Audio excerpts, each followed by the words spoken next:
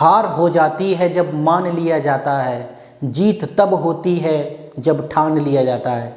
नमस्कार, मैं हूं वीरेंद्र कुमार वर्मा और आज मैं आपके लिए लेकर आया हूं unit first diversity in the living world का चैप्टर प्लांट क्लासिफिकेशन का टॉपिक ब्रायोफाइटा।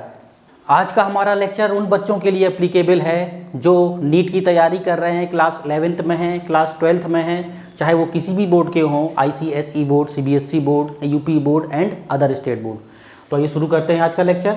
ब्रायोफाइटा में हमें इन टॉपिक्स के बारे में पढ़ना है: habitat, classification, structure, nutrition, reproduction and importance of bryophyta. तो पहला जो टॉपिक है हैबिटेट में हम पढ़ेंगे कि ब्रायोफाइटा कहाँ पर रहते हैं। इससे पहले प्लांट क्लासिफिकेशन में हमने एल्गी को पढ़ा था।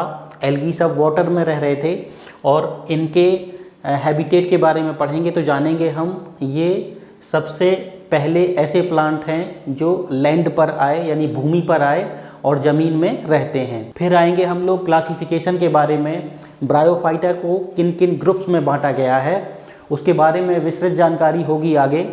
इनका स्ट्रक्चर एल्गी से तो डेवलप्ड होता है लेकिन इनमें ट्रू रूट्स, ट्रू लीफ और ट्रू स्टेम नहीं होता है। फिर आएंगे हम न्यूट्रिशन के बारे में, ये न्यूट्रिशन कैसा शो करते हैं, ऑटोट्रोपिक हैं, हेटेरोट्रोपिक हैं। तो हम जानेंगे कि ये सारे प्लांट्स की तरह ये ऑटोट्रोपिक हैं। रिप्रोडक्शन ब्रायोफाइटा का बहुत इंपॉर्टेंट टॉपिक है। रिप्रोडक्शन के बारे में जानकारी लेंगे कि रिप्रोडक्शन किस तरह का होता है। इसमें सेक्सुअल रिप्रोडक्शन और एसेक्सुअल रिप्रोडक्शन, दो तरह के रिप्रोडक्शन इसमें पाए जाते हैं, उसका भी विस्तृत जानकारी आगे हम लोग लेंगे। फिर इसका ब्रायोफाइटा का इम्पोर्टेंस क्या है वो देखेंगे। ये पहले प्लांट हैं जो ज़मीन में उगते हैं लेकिन फर्टिलाइजेशन के लिए इन्हें वाटर की रिक्वायरमेंट होती है, इसलिए इनको प्लांट एम्फीबियंस कहते हैं। ये रहते हैं सैडेड एंड ह्यूमिड प्लेस यानी छाया वाले और नमी वाली जगह में ये पाए जाते हैं। वार्म, थोड़ा सा इनको गर्म एनवायरनमेंट पसंद है और मॉइस्ट प्लेसेस, थोड़ी सी नमी वाली जगह पे ये उगना प्रेफर करते हैं। ये नमी वाली जगह में उगते हैं। इनमें ट्रू रूट्स नहीं होता लेकिन वाटर को एब्जॉर्ब करने के लिए इनमें राइजॉइड्स होते हैं। राइजॉइड्स यूनिसेलुलर या मल्टी सेलुलर टाइप के हो सकते हैं। इनका फिगर आगे हम देखेंगे। On the basis of body structure और मेथड ऑफ सेक्सुअल रिप्रोडक्शन, दो बेसिस पे, बॉडी स्ट्रक्चर और सेक्सुअल मेथड इनका क्या है, इसके हिसाब से ब्रायोफाइटा को तीन बड़े ग्रुप में बांटा गया है। पहला इनका ग्रुप है हेपेटिकोप्सिडा जो लिवरवर्ट्स कहलाते हैं। लिवरवर्ट्स एक ऐसा स्ट्रक्चर होता है जिसमें दो सरफेस होती हैं, एक अपर सरफेस और लोअर सरफेस, और ये हॉरिजॉन्टली ग्रो करते हैं। फिर दूसरा है इनका ब्रायोप्सिडा, उसमें आते हैं मॉसिस। ब्रायोप्सिडा हल्का सा इरेक्ट इस तरह का ज़मीन में उगने वाला प्लांट होता है। उसके बाद एंथोसिरोप्सिडा जिसे कहते हैं हॉर्नवर्ड्स। इसमें देख रहे हैं आप, हॉर्न का मतलब होता है सींग और वर्ड्स का मतलब होता है प्लांट, ठीक है। ऐसा प्लांट जो सींग की तरह होते हैं। अभी आगे इनका फिगर हमने दे रखा है, उसको बताएंगे हम, ठीक है। अपने जो सिलेबस में केवल दो ही ग्रुप हैं, एक तो हेपेटिकोप्सिडा लिवरवर्ट्स, इसमें हम मार्केंसिया को पढ़ेंगे, और दूसरा ब्रायोप्सिडा मॉसिस, इसमें हम पढ़ेंगे फ्यूनेरिया को, ठीक है। और बाकी ये अपने सिलेबस में नहीं है लेकिन हम इसकी भी थोड़ी बहुत चर्चा करेंगे ताकि एक कॉन्सेप्ट बन जाए हेपेटिकोप्सिडा और ब्रायोप्सिडा को समझने के लिए। ये एंथोसिरोस का फिगर है जिसे हमने बताया था हॉर्नवर्ड्स कहते हैं इसे, यानी कि सींग की तरह के प्लांट होते हैं। इनका जो स्ट्रक्चर है लिवरवर्ट्स और मॉसिस से दोनों से मिलता जुलता है। और एक सबसे खास बात इनकी होती है कि इनमें जो क्लोरोप्लास्ट होता है उसमें पायरिनॉइड जो होता है वो एल्गी के सिमिलर होता है, इसलिए हम कहते हैं कि एंथोसिरोस ही वो प्लांट हैं जिनके एंसेस्टर एल्गी होंगे। अब पढ़ते हैं ब्रायोफाइटा के एक्सटर्नल स्ट्रक्चर के बारे में कि इनका एक्सटर्नल स्ट्रक्चर कैसा होता है। प्लांट बॉडी इनकी थैलॉइड होती है। अब थैलॉइड का मतलब क्या है कि जो एल्गी होते हैं वो माइक्रोस्कोपिक से लेके बहुत बड़े बड़े 100 सेंटीमीटर तक हो सकते थे एल्गी, और जो इनकी बॉडी है थोड़ी सी एल्गी से डेवलप्ड होती है। ट्रू रूट्स, ट्रू लीफ या ट्रू स्टेम तो नहीं देखेंगे, लेकिन रूट की तरह का स्ट्रक्चर, लीफ की तरह का स्ट्रक्चर और स्टेम की तरह का स्ट्रक्चर हम देखेंगे। इसलिए हम कह रहे हैं कि इनकी बॉडी थैलॉइड होती है। उसके बाद it is more differentiate than algae, ये एल्गी से थोड़ा सा ज़्यादा विकसित होते हैं। It form root like structure, leaf and stem like structure, but true root, stem, true stem and true leaf are absent. अब इनका फिगर देखेंगे आगे कि मार्केंसिया का फिगर कैसा है और फ्यूनेरिया का फिगर कैसा है। अब इन दोनों के बारे में ही स्टडी करनी है हमको।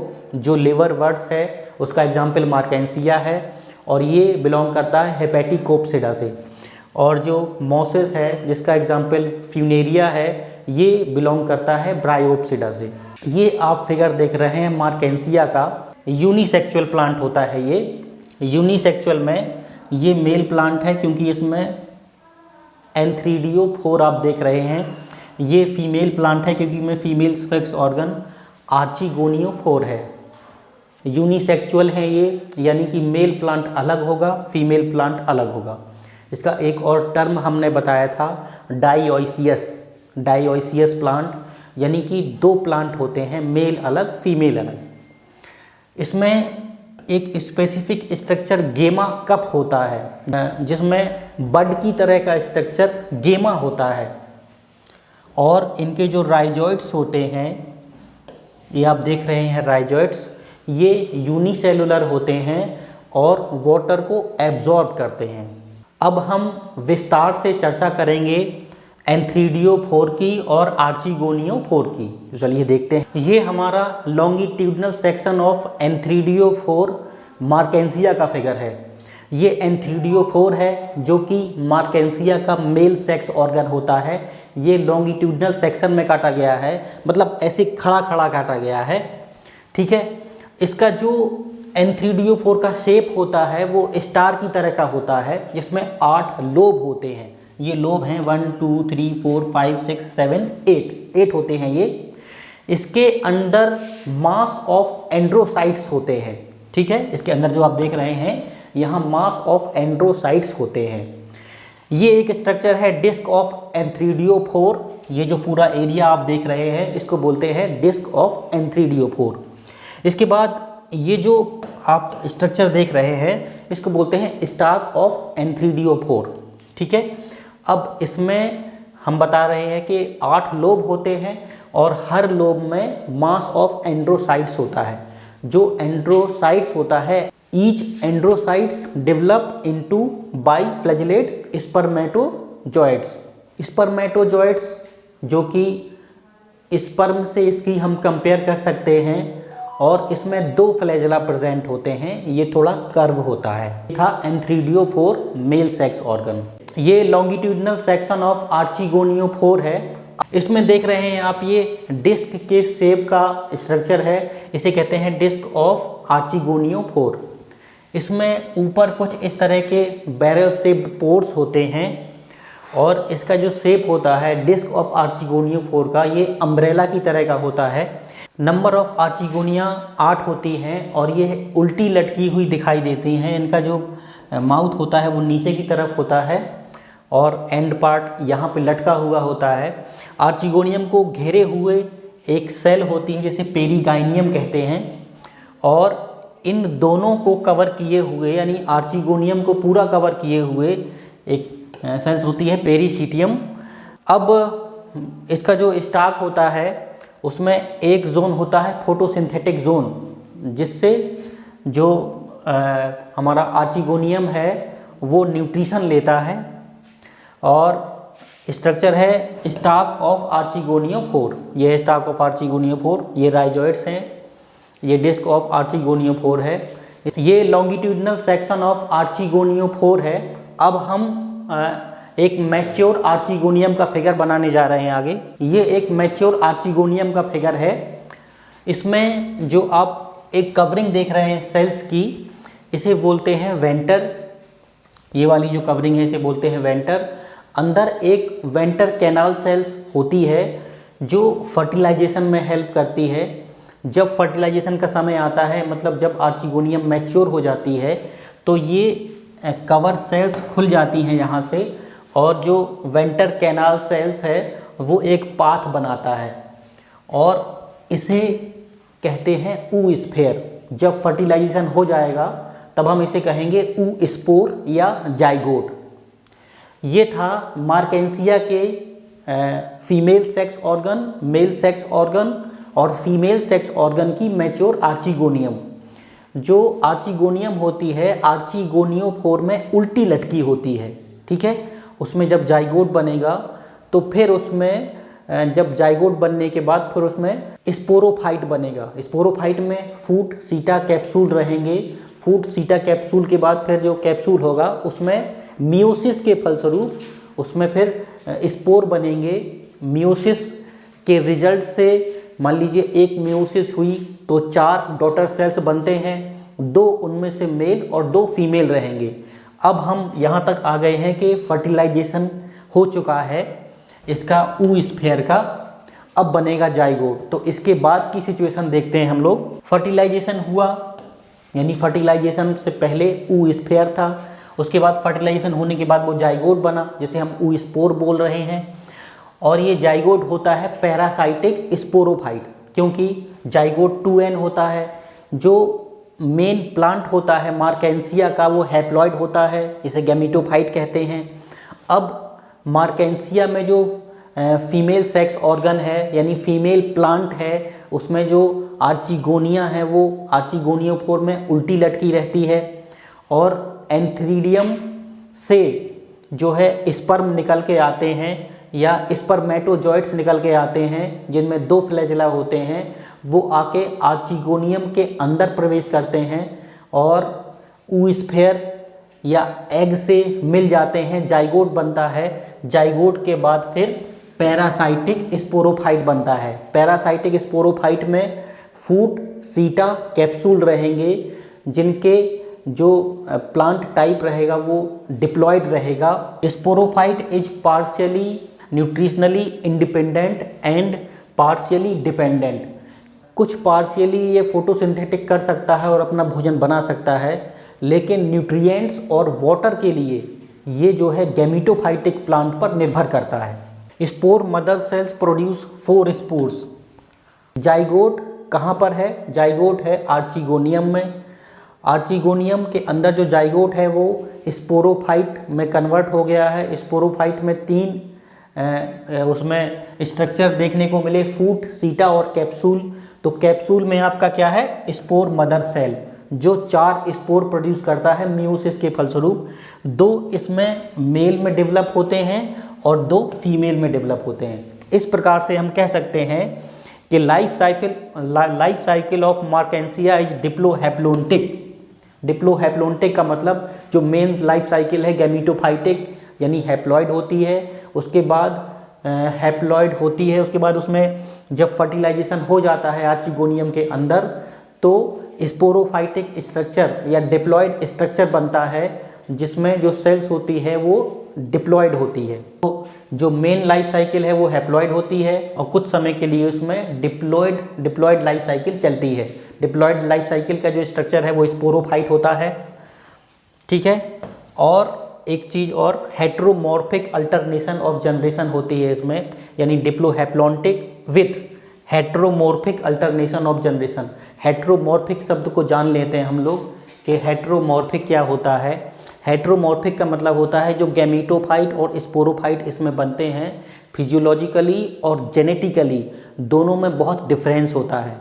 फिजियोलॉजिकली में क्या होता है, जो गैमेटोफाइट होता है मेन प्लांट होता है और वो किसी पर डिपेंड नहीं होता है, लेकिन जो स्पोरोफाइट स्टेज होती है वो पार्शियली गैमेटोफाइट पर निर्भर करती है। जेनेटिकली जो गैमेटोफाइटिक प्लांट है वो हैप्लॉइड होता है और जो स्पोरोफाइटिक स्टेज होती है वो डिप्लॉयड होती है। दूसरा प्लांट हम पढ़ते हैं ब्रायोप्सिडा ग्रुप का फ्यूनेरिया, जिसे कहते हैं फ्यूनेरिया हाइग्रोमेट्रिका। ये गैमीटोफाइट एंड स्पोरोफाइट दोनों इसमें दिखाया गया है। ये देखिए, ये जो मेन प्लांट है ये गैमीटोफाइटिक स्टेज है इसकी, और फर्टिलाइजेशन के बाद एक स्टेज बनती है स्पोरोफाइट, ये इसकी स्पोरोफाइट स्टेज है। इसमें फूट यहाँ पे धसा हुआ होगा, एम्बेडेड होगा, सीटा और कैप्सूल। ये ग्रुप में जब ये प्लांट उगते हैं तो कुछ इस तरह से दिखाई देते हैं। फ्यूनेरिया हाइग्रोमेट्रिका है, इनमें फूट, सीटा, कैप्सूल बाद में बनते हैं। जाइगोट के बाद जो डेवलपमेंट होता है वो प्रोटोनीमा का होता है। प्रोटोनीमा फिर लीफी स्टेज सेकेंडरी प्रोटोनीमा में कन्वर्ट होता है, और सेकेंडरी प्रोटोनीमा में बहुत सारे बड्स उग आते हैं। तो वो बड्स पास पास रहते हैं, इसलिए जो इनकी ग्रो होती है वो बहुत पास पास रहती है, सघन होता है, डेंस होता है ये प्लांट। अब पढ़ते हैं फ्यूनेरिया के बारे में। A typical moss is Funaria hygrometrica which is known as cord moss. Cord moss कहते हैं इसे। कॉर्ड मीन्स होता है रस्सी, रस्सी की तरह का मॉस होता है ये।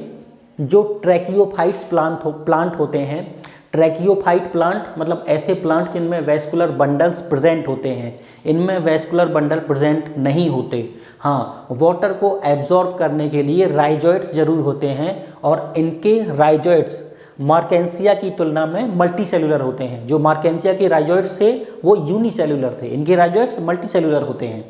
ठीक है, तो इनमें वैस्कुलर बंडल्स अब्सेंट हैं, यानी जाइलम फ्लोएम अब्सेंट है। और ये जो मेन प्लांट है इसका, मॉस का यानी फ्यूनेरिया का, वो गैमीटोफाइटिक है। एसेक्सुअल रिप्रोडक्शन या वेजिटेटिव रिप्रोडक्शन, ये जो प्लांट है फ्यूनेरिया एसेक्सुअल रिप्रोडक्शन कैसे करता है और वेजिटेटिवली कैसे रिप्रोड्यूस करता है। By fragmentation, formation of secondary protonema, tubers and gemmae. ध्यान रखिएगा, ये भी गैमी के द्वारा रिप्रोडक्शन करता है, और सेकेंडरी प्रोटोनीमा जो बनता है इसमें, उसमें बड्स निकल आते हैं। वो बड्स फिर जो है नए प्लांट को ग्रो करते हैं। वो प्लांट कैसा होगा? गैमीटोफाइटिक होगा। Funaria is bisexual. अब मार्केंसिया से कंपेयर अगर किया जाए तो ये बाइसेक्सुअल होता है, यानी एक ही प्लांट में मेल ब्रांच अलग होगी और फीमेल ब्रांच अलग होगी। मोनोइसियस एंड आटोइसियस, ये दो टर्म आपको समझने होंगे। मोनोइसियस का मतलब होता है एक ही प्लांट में दोनों, इसलिए इसे बाइसेक्सुअल कह रहे हैं, मोनोइसियस कह रहे हैं। और आटोइसियस, आटोइसियस एक टर्म है जिसका मतलब होता है कि एक ही प्लांट में मेल ब्रांच है, फीमेल ब्रांच है, लेकिन वो दोनों सेम प्लांट में हैं, इसलिए इसे कहते हैं autoicous. It is protandrous. Protandrous का मतलब होता है जो एंथ्रीडियम होता है वो पहले मैच्योर होता है। एंथ्रीडियम जब पहले मैच्योर होता है तो इसमें क्रॉस फर्टिलाइजेशन ही हमेशा होता है, सेल्फ फर्टिलाइजेशन नहीं होता है। पैराफाइसिस क्या होता है? पैराफाइसिस एक सिंपली थ्रेड की तरह का स्ट्रक्चर होता है जो आर्चिगोनियम और एंथ्रीडिया के बीच में मिक्स्ड होता है। ईच पैराफाइसिस इज अनब्रांच, ये अनब्रांच होता है, मल्टीसेलुलर होता है, फिलामेंटस होता है, हेयर लाइक होता है, क्लोरोफिलस होता है, यानी कि ये फोटोसिंथेसिस कर सकता है, एंड फोटोसिंथेटिक होता है। इनका काम क्या है? इनका काम है कि जो हमारी आर्चिगोनिया और एंथ्रीडिया है उनको प्रोटेक्ट करना। यह करते हैं कि वाटर को रिटेन करते हैं, यानी वाटर को एब्जॉर्ब करते हैं और म्यूसिलेज सेक्रीट करते हैं ताकि मैच्योर एंथ्रीडियम डीहिस कर सके, डीहिस्सेंस हो सके, उसका मतलब स्फुटन हो सके और उसमें से स्पर्मेटोजॉइट्स निकल सकें। फिर है डीस। और पैराफाइसिस का महत्वपूर्ण काम ये है कि ये एंथ्रीडियम और आर्चिगोनियम को मैकेनिकल इंजुरी से बचाते हैं और सूखने से बचाते हैं। ये लिखा है डेसिकेशन, जिसका मतलब होता है उसको सूखने से बचाते हैं। फिर नेक्स्ट पढ़ते हैं सेक्स ऑर्गन फ्यूनेरिया। इनमें जो मेल सेक्स ऑर्गन है वो देख रहे हैं आप, एंथ्रीडियम है, सेलुलर एक स्टाक होता है। एंथ्रीडियम जो एंड्रोसाइट मदर सेल है वो डिवाइड होती है और एंड्रोसाइट बनता है। अब each androcyte produces a single biflagellate sperm या एंथीरोजॉइड्स, जिसे स्पर्मेटोजॉइड भी बोलते हैं। जो एंड्रोसाइट है वो जो है सिंगल बाइफ्लैजेलेट स्पर्म को उत्पन्न करता है। फिर अब आर्चिगोनियम आ गया, ये जो फ्यूनेरिया है उसका फीमेल सेक्स ऑर्गन है। Archegonium it has a multi cellular stock, ये भी मल्टी सेलुलर स्टाक रखता है। इसमें नेक होती है और एक वेंटर सेल होती है। The neck encloses 6 to 8 neck canal cells. There is a swollen basal venter having a 2 layered wall and enclosing 2 cells। जो हमारा आर्चिगोनियम होता है उसमें 6 से 10 नेक कैनाल सेल्स होती हैं, ठीक है। और एक एग यानी ऊ स्फेयर के पास एक वेंटर कैनाल सेल्स भी होती है। इसमें 2 सेल्स होती हैं, एक है अपर स्मॉलर वेंटर कैनाल सेल्स और फिर आती है लोअर लार्जर ऊ स्फेयर या कहते हैं एग। ये आप आर्चिगोनियम का फिगर देख रहे हैं, फीनेरिया की आर्चिगोनियम है ये। इसमें ये एक सेल्स है जिसे कहते हैं वेंट्रल कैनाल सेल्स। इसके नीचे एग या ऊ स्फेयर है। ये जो लेयर है ये वेंटर है, ये वाली जो लेयर देख रहे हैं आप ये वेंटर है, ये नेक है, ठीक। और इधर से ये नेक कैनाल सेल्स हैं।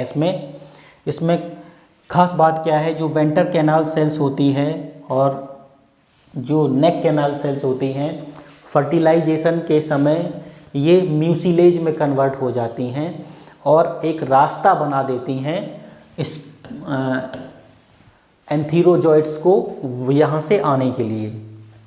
Eight maturity the neck canal cells and venter canal cells disintegrate and become mucilaginous. ये दोनों ही डिसइंटीग्रेट हो जाती हैं, मतलब एक तरह से ये टूट जाती हैं, डाइजेस्ट हो जाती हैं और एक म्यूसिलेजिनस में कन्वर्ट हो जाती है, म्यूसिलेज बना लेती हैं। जो म्यूसिलेज होती है वो वाटर को एब्जॉर्ब कर लेती है और आर्चिगोनियम में एक पाथ बन जाता है सीधे। तो आर्चिगोनियम में जब पाथ बन जाता है तो स्पर्मेटोजॉइट अब एग की तरफ आ सकता है। जो म्यूसिलेज है उसमें सुक्रोज पाया जाता है, तो वो जो है स्पर्म को अट्रैक्ट करता है। स्पर्म आर्चिगोनियम में इंटर कर जाता है, फ्यूज होता है ऊ स्फेयर से और डिप्लॉयड जाइगोट या ऊ स्पोर बनाता है।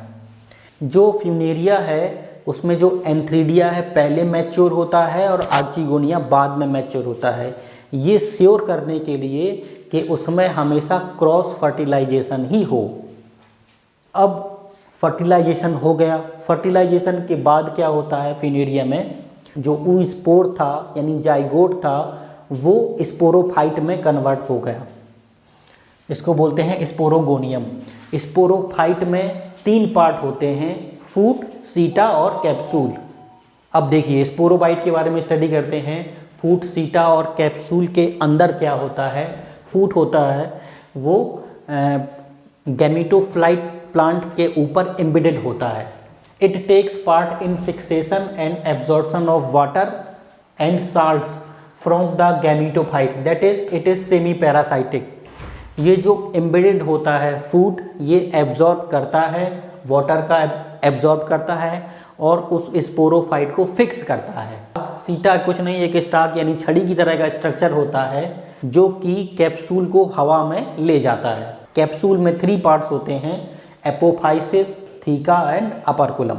कैप्सूल, एपोफाइसिस, थीका और अपर्कुलम।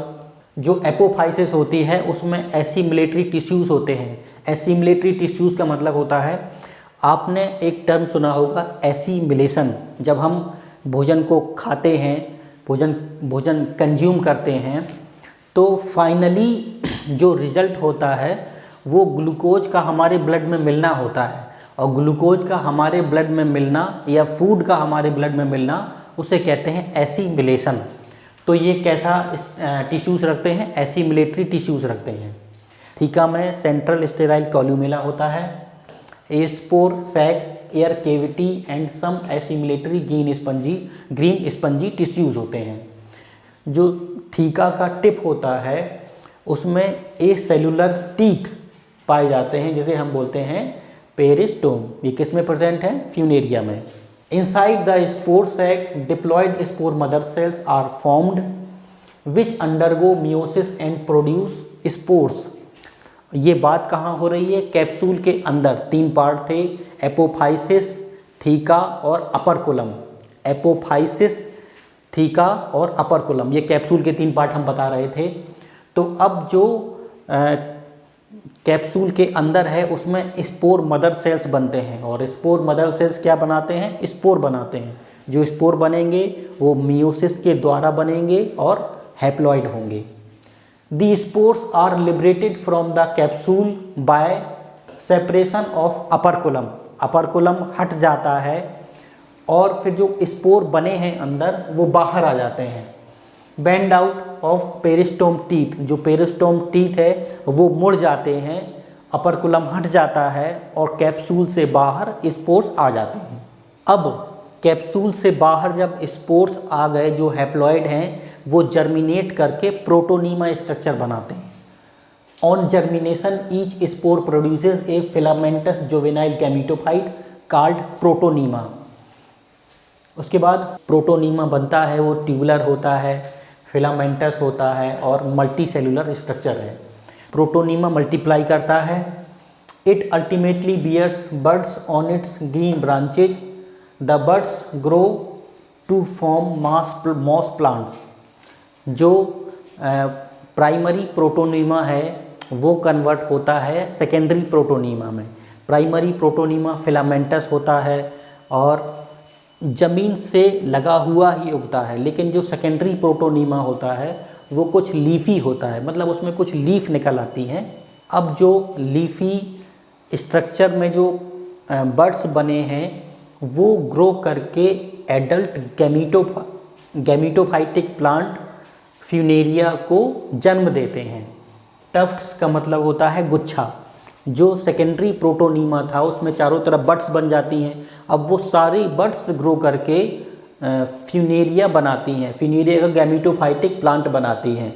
तो वो बहुत पास पास उगते हैं और एक बहुत ही सघन या डेंस स्ट्रक्चर फ्यूनेरिया के प्लांट्स का बन जाता है। इसकी जो लाइफ साइकिल होती है डिप्लोहैप्लॉन्टिक होती है, मतलब मेन जो इसकी स्टेज है गैमेटोफाइटिक स्टेज है। कुछ समय के लिए इसमें स्पोरोफाइटिक स्टेज बनती है जिसमें फूट सीटा कैप्सूल बनते हैं। फूट सीटा कैप्सूल के बाद फिर जो कैप्सूल होता है उसमें मियोसिस होती है, स्पोर बनते हैं। स्पोर फिर प्राइमरी प्रोटोनीमा में कन्वर्ट होता है जो फिलामेंटस टाइप का होता है। फिर वो प्राइमरी प्रोटोनीमा सेकेंडरी प्रोटोनीमा में कन्वर्ट होता है। सेकेंडरी प्रोटोनीमा में कुछ लीफ निकल आते हैं और बहुत से बड्स निकल आते हैं। अब वो बड्स जो हैप्लॉइड हैं वो नए प्लांट्स, बहुत सारे नए प्लांट्स को जन्म देते हैं और इस तरह से गैमेटोफाइटिक स्टेज दोबारा शुरू हो जाती है। तो इसकी लाइफ साइकिल कैसी होती है? डिप्लोहैप्लॉन्टिक। और हेट्रोमॉर्फिक अल्टरनेशन ऑफ जनरेशन होती है, मतलब जो गैमेटोफाइटिक और स्पोरोफाइटिक स्टेज है उसमें फिजियोलॉजिकली और जेनेटिकली बहुत डिफरेंस होता है। जो गैमेटोफाइटिक स्टेज होती है वो टोटली इंडिपेंडेंट होती है न्यूट्रिशन के बेसिस पे, यानी उसे न्यूट्रिशन के लिए किसी की ज़रूरत नहीं है।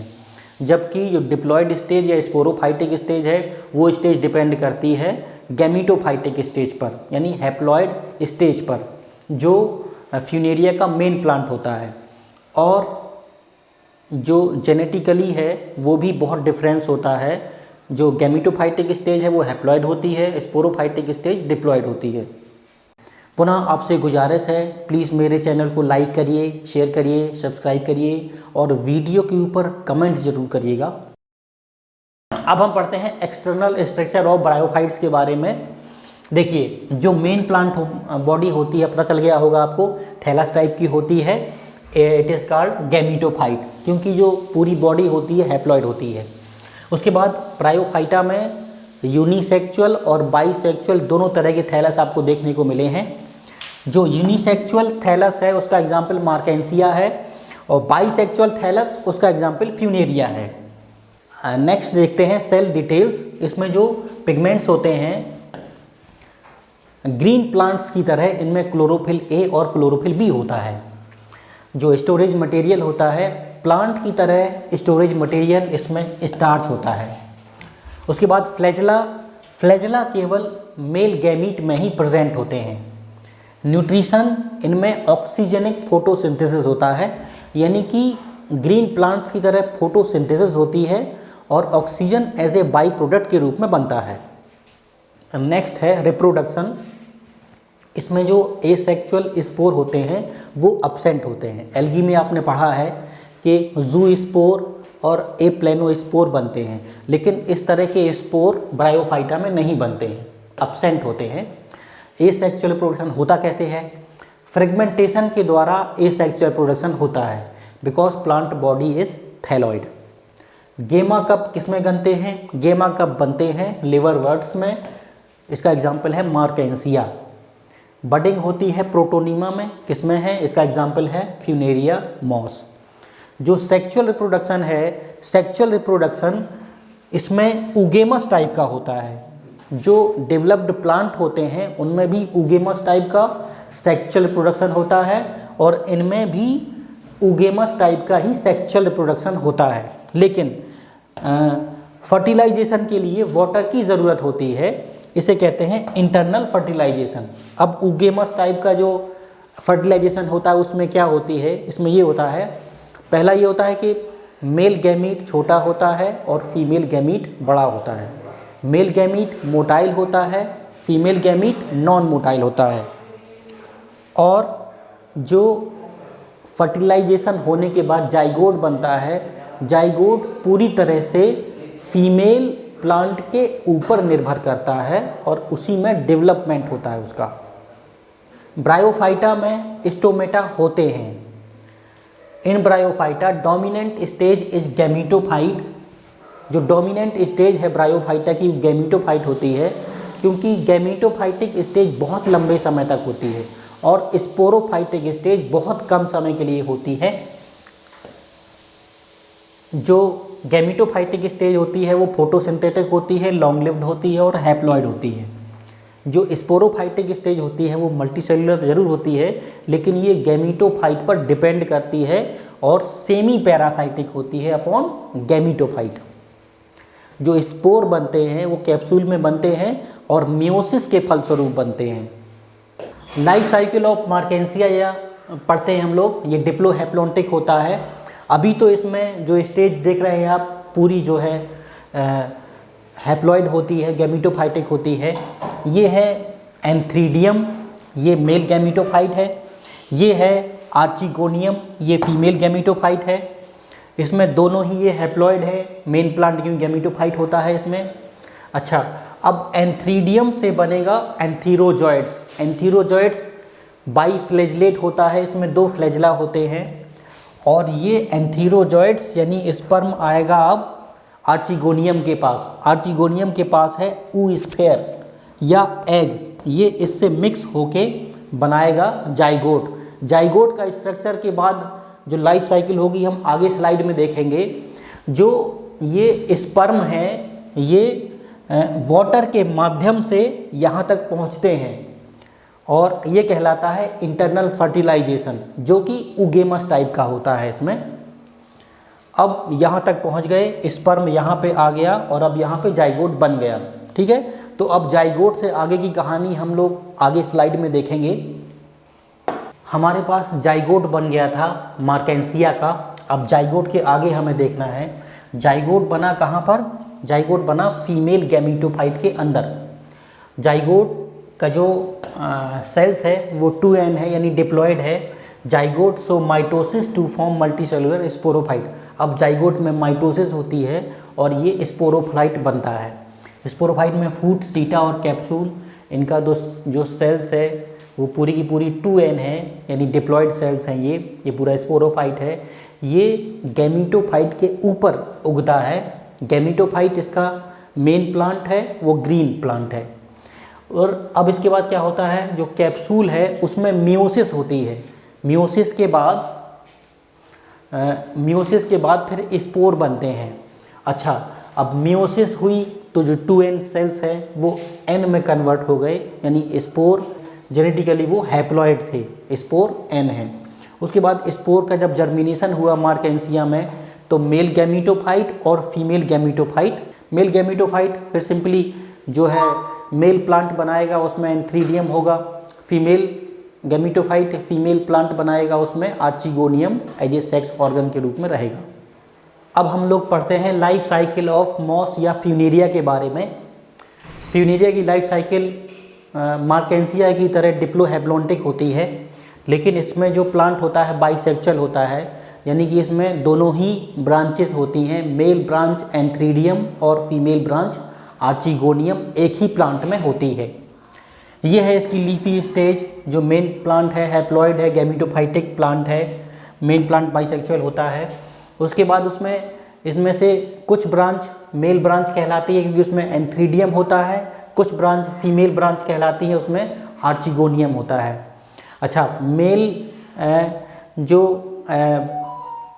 प्लांट है उसमें क्रॉस फर्टिलाइजेशन ही होता है, तो दूसरी की जो एंथ्रीडियम होता है उससे एंथीरोजॉइड्स निकल के इसमें आर्चिगोनियम में आता है और फिर ऊस्फेयर से मिलके ऊस्पोर बनाता है या जाइगोट बनाता है।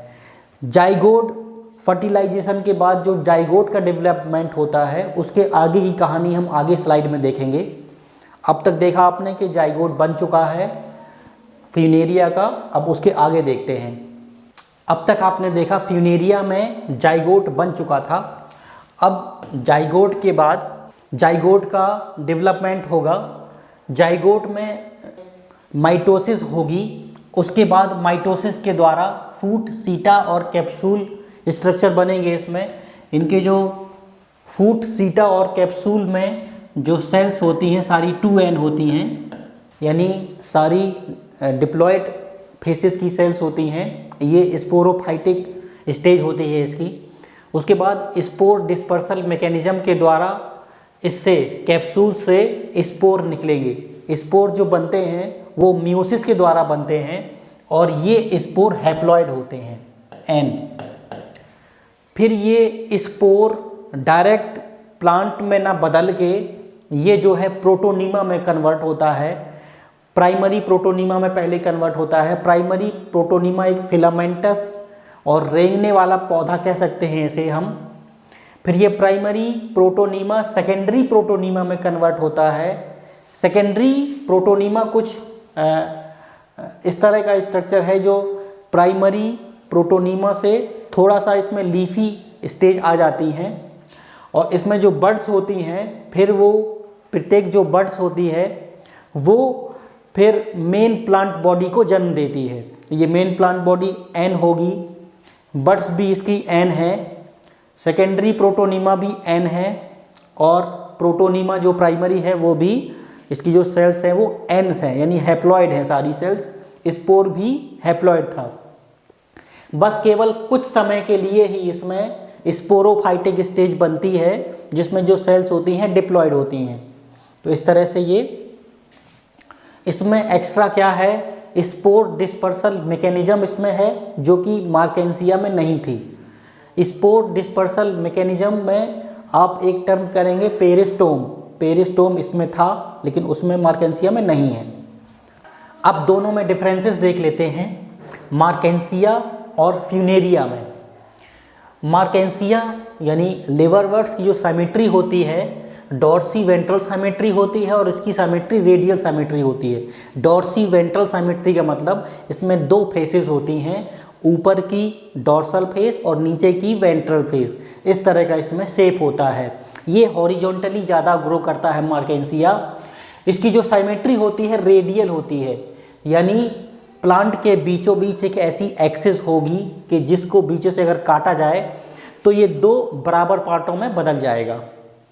अब लिवरवर्ट्स का जो थैलस होता है वो हॉरिजेंटल थैलस होता है और फ्यूनेरिया या मास का जो थैलस होता है वो इरेक्ट थैलस होता है, यानी ये हॉरिजॉन्टली ग्रो करता है और ये इरेक्ट होता है, इस तरह का कुछ होता है और इसमें ये हॉरिजॉन्टली ग्रो करता है। लिवरवर्ट्स लीफी मेंबर में 2 रो होती हैं, यानी 2 श्रृंखलाएं इसमें होती हैं और लीफी मेंबर जो इसकी होती हैं वो स्पाइरल टाइप की होती हैं, यानी कुछ इस तरह से इसका शेप होता है कि लीफ जो है कुछ ऐसे ग्रो करती हैं, स्पाइरल ग्रो करती हैं। इसके बाद लिवरवर्ट्स स्पोर गिव गैमीटोफाइट, लिवरवर्ट्स में स्पोर डायरेक्टली गैमीटोफाइट में कन्वर्ट हो जाता है जो मेन प्लांट होता है, जबकि मॉसिस में क्या होता है, जो स्पोर होता है वो प्रोटोनीमा बनाता है, प्रोटोनीमा से फिर सेकेंडरी प्रोटोनीमा बनेगा, सेकेंडरी प्रोटोनीमा में जो बड्स निकलेंगे वो बड्स फिर मेन प्लांट गैमीटोफाइट को जन्म देता है। लिवरवर्ट्स में जो राइजोइड्स होते हैं वो यूनिसेलुलर होते हैं और जो राइजोइड्स मॉसिस में होते हैं वो मल्टीसेलुलर होते हैं। लिवरवर्ट्स का जो स्पोरोफाइट है in comparison to mosses less elaborate होता है और इसका मोर एलेबोरेट होता है इसमें, क्योंकि प्राइमरी प्रोटोनीमा और सेकेंडरी प्रोटोनीमा बन जाते हैं। उसके बाद इसमें कैप्सूल में स्पोर डिस्पर्सल मैकेनिज्म प्रेजेंट रहती है। मॉसिस में स्पोर डिस्पर्सल मैकेनिज्म या पेरिस्टोम स्ट्रक्चर प्रेजेंट होते हैं, जबकि मार्केंसिया में या लिवरवर्ट्स में इस तरह के प्रेजेंट नहीं होते। लिवरवर्ट्स में जो एसेक्सुअल रिप्रोडक्शन होता है, फ्रेगमेंटेशन बाय गैमी, इनमें गेमा कप बनते हैं, गेमा कप के ऊपर गैमी बनता है और गैमी से फिर डेवलपमेंट होता है नए लिवरवर्ट्स का। मॉसिस में जो एसेक्सुअल रिप्रोडक्शन होता है वो प्रोटोनीमा में बडिंग होती है या प्रोटोनीमा में फ्रेगमेंटेशन होता है। जो लिवरवर्ट्स है उसमें पेरिस्टोम जो स्पोर डिहिसेंस मेथड में हेल्प करता है वो एब्सेंट होता है, जबकि मॉसिस में पेरिस्टोम प्रेजेंट होता है और डिहिसेंस डिवाइस में हेल्प करता है। अब इसके इकोनॉमिक इम्पोर्टेंस पढ़ लेते हैं। ब्रायोफाइटा मोर इकोलॉजिकल होता है, लेस इकोनॉमिक होता है, यानी इकोलॉजी के लिहाज से ब्रायोफाइटा बहुत महत्वपूर्ण होता है।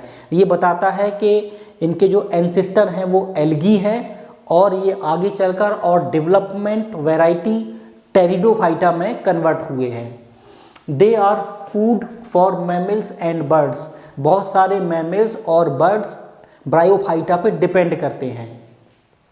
They can hold water, that's why use in transport of living material, ये इनमें वाटर होल्डिंग कैपेसिटी होती है, इसलिए प्लांट को अगर ट्रांसपोर्ट करना होता है या कोई दूसरे लिविंग मटेरियल को ट्रांसपोर्ट करना होता है जिसमें पानी की ज़रूरत हो या वो सूखने ना पाए, तो उसके लिए ट्रांसपोर्ट के लिए हम किसका इस्तेमाल करते हैं, ब्रायोफाइटा का इस्तेमाल करते हैं।